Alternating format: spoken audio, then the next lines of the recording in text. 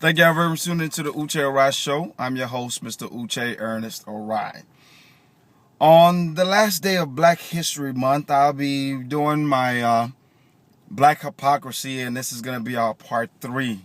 It didn't just feel like Black History Month came and went this month. I don't know. It just didn't feel like the previous Black History Months, maybe because I'm just not in the scene where a lot of people were celebrating it. Anyway, but Black Hypocrisy Part 3. Today's featured person is going to be Dr. Ben Carson. Dr. Ben Carson has now become the new darling of the Republican Party. Dr. Ben Carson is a world-renowned neurosurgeon. He heads the pediatric neuro department at Johns Hopkins University. Dr. Carson is he's a great man. I will say that he's accomplished a lot in his life. Like I said, he's world renowned. This is a person that Medicaid and Medicare is not going to get you an appointment with him. I'll tell you that much. Okay. Dr. Carson was also featured in a movie. I don't know if y'all saw it, years ago, called A Gifted Hand. It starred Cuba Gooding Jr. I saw it, and before I knew who he is now, I was inspired by the movie. Okay. It just, talks about, a young man whose family came from nothing. His mom washed houses, cleaned houses for a living, and taught her kids that y'all can live like the people who are clean their houses for a living. She raised them with only being allowed to watch television twice a week, and made them write book reports, although she couldn't read. Okay, she had a 3rd grade education, and it's just very inspirational. I mean, here he went from having a mom who cleaned houses for a living to provide for her family, to now being a world-renowned neurosurgeon that I'm sure owns multiple houses and has multiple maids. Pretty much you can say that her push for a better life for him changed his life and the life of his family. Okay? So on this Black History Month, I say let's give a round of applause for Dr. Ben Carson's accomplishments. And he stands, just like Barack Obama, a great inspiration for African Americans. Okay? Now, that being said, Dr. Carson has made the Black Hypocrisy list because, like I said, he's the new darling of the right. Okay? And the thing about it is not that he's not the new darling of the right because of all his accolades. He's not the darling of the right because he's a world-renowned surgeon, because he's heading up the neurosurgeon department at Johns Hopkins, not because he was featured in the movie Gifted Hand, but because he is the latest Black person, the latest world-renowned Black person, the latest wealthy Black person to criticize President Barack Obama and his policies. He, at the prayer breakfast that's held every year, Dr. Carson was one of the keynote speakers. Okay, he gave a speech that, in a way, I would say was a good speech. Okay, 80% of it was good. The message behind it was good. 20% of it I didn't agree with. Okay, he criticized Obamacare subtly. He criticized, I guess he kind of, in my opinion, made the same points that Mitt Romney made, the same points that Paul Ryan made. Talked about, people being victims, the government over providing for people. He talked about health care in saying that he believes that health savings accounts should be a feature, should be, the status quo for paying for health insurance. And he talked about how every child should be born with a health savings account, and deposits should be made into those health savings accounts. Okay, and they can add to it later on. And I felt like that would be, I'll come back to my feelings on that. But because of this, he has been, like I said, embraced fully by the right. I mean, he was on almost every show on Fox. He was with Sean, he was with Bill, he was with Greta. I mean, everybody on Fox had him over for dinner. Okay?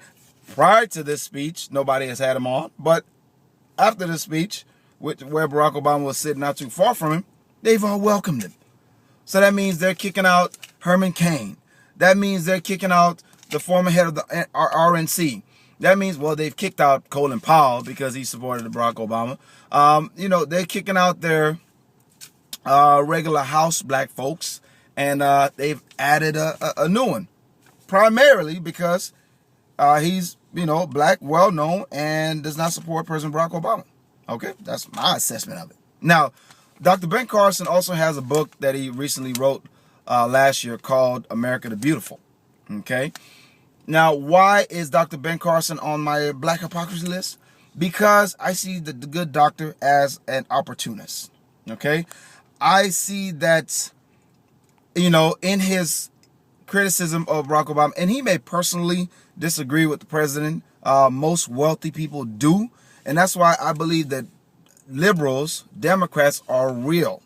Wealthy liberals and Democrats are real because as a comedian put it, wealthy liberals vote against their interests because they're for policies that will often increase taxes on them, but will make it better for those that are not as fortunate as them.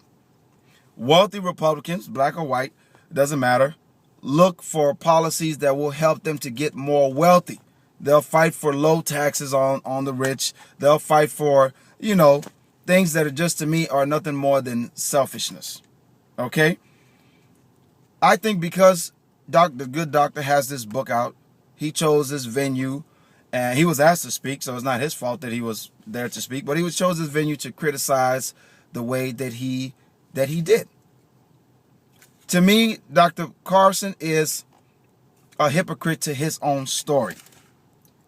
To me, Dr. Carson, if he had his way, not too many black children, black youths, would be where he is right now. Because if the Republicans have their way, as he's espousing, education would be cut. And ironically, he has a foundation with his wife that gives scholarships to children that are, performing well academically in their schools, high schools, and so forth. But the president stands for and has pushed for more for the poor, more for education. I mean, I live in Houston, Texas. Okay, here our state budget is going to have a surplus. Okay, something of like $9 billion. The education budget was cut last year. Instead of the governor of this state replacing the money that he cut out of the budget, he's now looking at other ways and pretty much has said that the funding of education is okay, although the budget was cut. Here's a surplus. Just replace the money that was taken out of the budget, Governor Perry. But no, he's thinking about other ways to spend the money. Okay, so that's why I disagree with Dr. Carson. On top of that, it's there's a sense of uppityness to him. I personally can't stand an uppity black person, let alone an uppity white person. I cannot stand an uppity black person. Okay, and I say that because, of course, because of the challenges that African Americans have, more of us than whites were not born with silver spoons, so to speak. We weren't born with the trust funds. Now, Dr. Carson's kids and grandkids will forever have a trust fund because of the success and the wealth that he has put together. But a lot of black people didn't, and they had to do what he did. Have somebody who sacrificed for them to allow him to, be highly educated.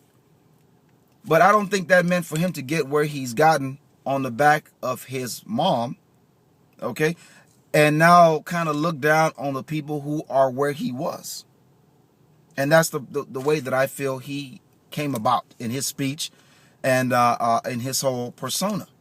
That's why I trust the president. I believe the president. I agree with the president when he said, he made the famous comment that Mitt Romney tried to turn against him by saying, if you're successful, if you're wealthy, if you're a business owner, you didn't build that. You didn't build that yourself, because success is often not accomplished by one person. Although many wealthy people, many successful people will believe in themselves or believe to themselves that they are the reason why they are successful. And those of us that are going through the path to become successful are seeing that we can use every help, every hand that we get along the way. And we often say that we will not forget those that helped us, although often at times it's funny. They say there's a quote out there that most people are liberals when they're college students, and then they become Republicans when they become wealthy. When they're college students, they're living off of student loans, ramen noodles, financial aid, name it.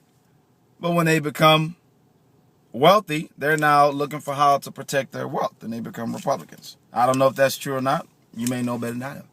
So, Dr. Carson, if you want more people to get to where you're at, you should be in support of the same things that the President Obama is in support of. Now, I'm not saying that as a black man you have to agree with me or you have to agree with the president.